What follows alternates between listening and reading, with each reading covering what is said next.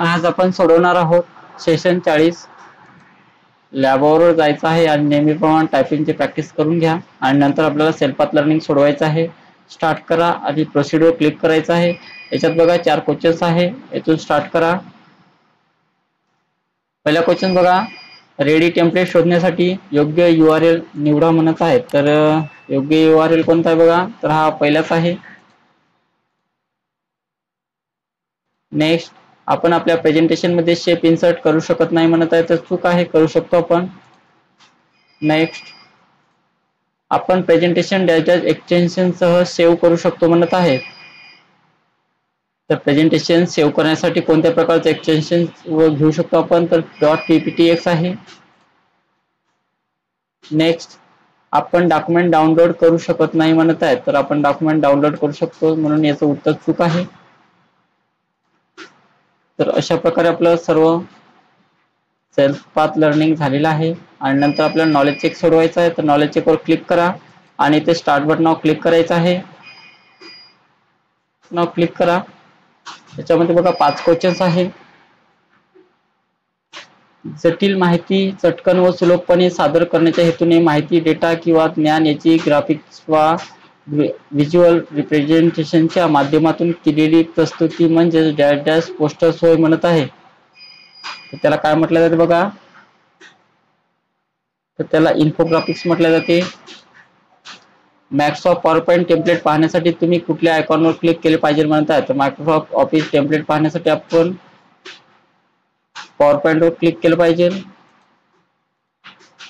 पुढीलपैकी कोणता पर्याय infographic poster दाखवतो म्हणत आहे. तर इन्फोग्राफिक पोस्टर कोणता पर्याय दाखवत आहे, तर ऑप्शन नंबर 2 चा आहे.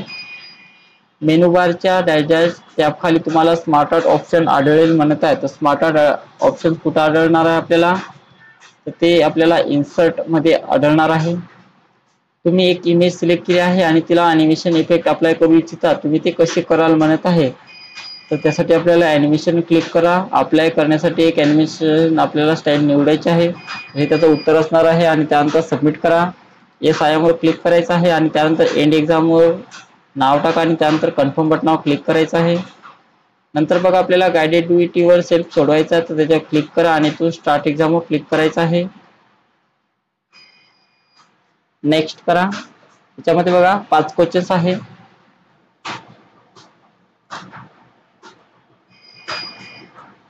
दिलेल्या प्रेझेंटेशन मध्ये स्लाइड नंबर 1 मध्ये सिलेक्शन करा म्हणत आहे. तर स्लाइड क्रमांक 1 मध्ये क्लिक करा.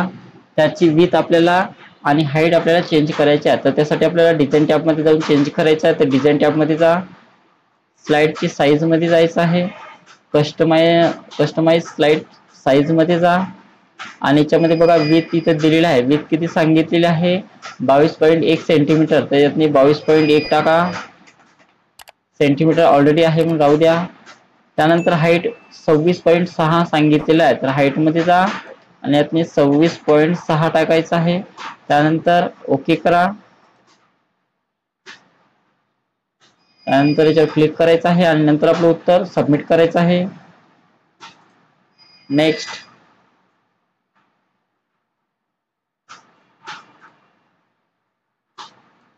दाखवण्यात आलेल्या प्रेझेंटेशन मध्ये स्लाइड नंबर 2 ओपन करा म्हणत आहे. तर स्लाइड क्रमांक 2 ला ओपन करा आणि तिला गॅलरी थीम अप्लाय करण्यासाठी या पद्धतीचा वापर करायचा आहे. तर त्यासाठी आपल्याला डिझाईन टॅब मध्ये जाऊन करा म्हणत आहे. डिझाईन टॅब मध्ये जा आणि थीमच्या ग्रुप मध्ये जाऊन आपल्याला याच्यातून गॅलरी नावाची घ्यायची आहे. बघा गॅलरी नावाचं कुठं आहे, तर बघा इथे 3 नंबरला दिलेलं आहे. तर ती घ्या गॅलरी नावाचं थीम आणि नंतर आपलं उत्तर सबमिट करायचं आहे. Next.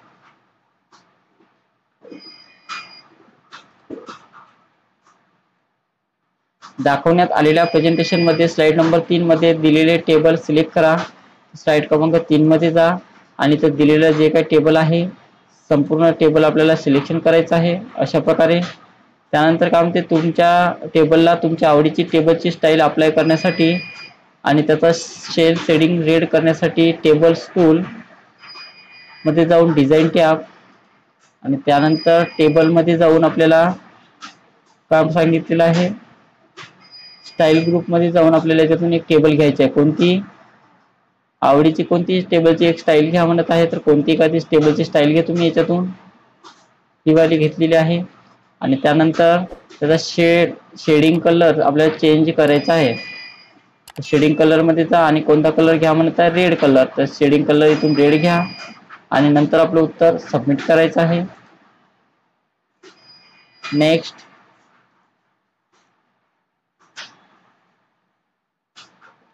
Blank PowerPoint presentation open करा. Blank PowerPoint presentation open करण्यासाठी स्टार्ट बटनावर जा आणि त्यात पॉवर पॉईंट नाव टाईप करा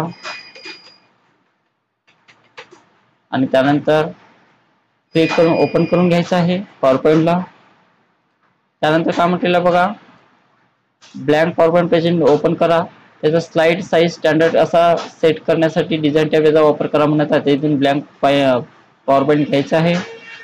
साईज मध्ये जा, डिझाईन मध्ये, त्यानंतर साईज मध्ये जा, स्टँडर्ड मध्ये जायचं आहे आणि स्टँडर्ड मध्ये जाऊन आपल्याला किती घ्यायचं आहे, 4.3. तर इथून स्टँडर्ड मध्ये जाऊन 4.3 इथून घ्यायचं आहे आणि त्यानंतर सबमिट करा. नेक्स्ट.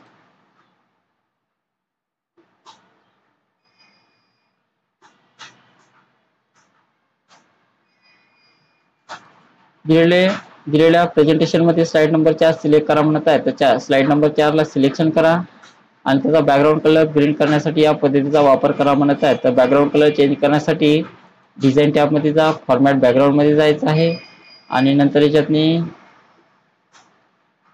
बॅकग्राऊंड कलर म्हणतात तर कलर मध्ये जा आणि कोणता घ्यायचा आहे, ग्रीन सांगितलेला आहे. इथून ग्रीन घ्या,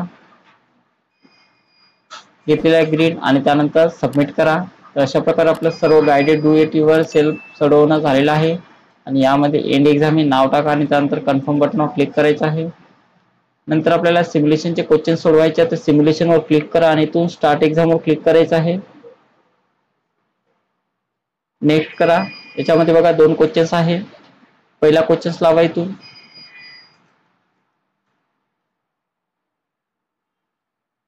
MS पॉवर पॉईंट हे वर्गात साहित्य सादर करण्यासाठी आणि विद्यार्थ्यांना शिकवण्यास प्रोत्साहन देण्यासाठी एक प्रभावी साधन असू शकते. तर MS पॉवर पॉईंट मधील इन्फोग्राफिक पोस्टर म्हणून सर्च बार मध्ये टेम्पलेट शोधा म्हणत आहे. तर बघा याच्यावर क्लिक करा, इन्फोग्राफिक्सवर क्लिक करायचं आहे, ते सर्च करा.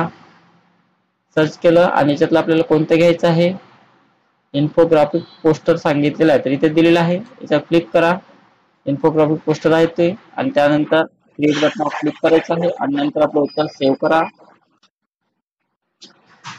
पुढचा क्वेश्चन,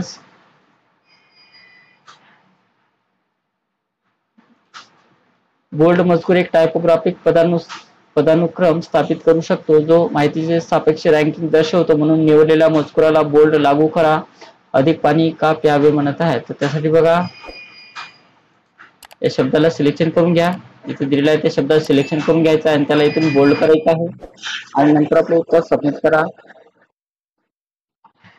अशा प्रकारे आपल्या सर्व सिम्युलेशनचे क्वेश्चन झालेले आहे. SIM वर क्लिक करा आणि त्यामध्ये एंड एक्झाम हे नाव टाकायचं आहे आणि नंतर कन्फर्म बटनावर क्लिक करा. नंतर आपल्याला सेशन कम्प्लिशन टेस्ट सोडवायचं आहे, त्याच्यावर जायचं आहे आणि इथून स्टार्ट करा एक्झाम.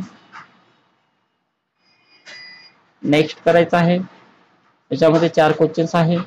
फ्लॅश मेमरी कार्ड ही क्रेडिट कार्डच्या आकाराची घन स्वरूपातील संग्रह करण्याची डिव्हाइस आहे ज्याचा वापर मोबाईल फोन्स आणि GPS नेव्हिगेशन सिस्टीम सारख्या वहनीय डिव्हाइसेस मध्ये मोठ्या प्रमाणावर होतो म्हणत आहे. तर त्याचं उत्तर बरोबर आहे. USB ड्राईव्ह फ्लॅश ड्राईव्ह म्हणून देखील ओळखली जाते म्हणत आहे, तर बरोबर आहे. USB ड्राईव्ह मॅग्नेटिक ड्राईव्ह म्हणून देखील ओळखली जाते, तर चूक आहे.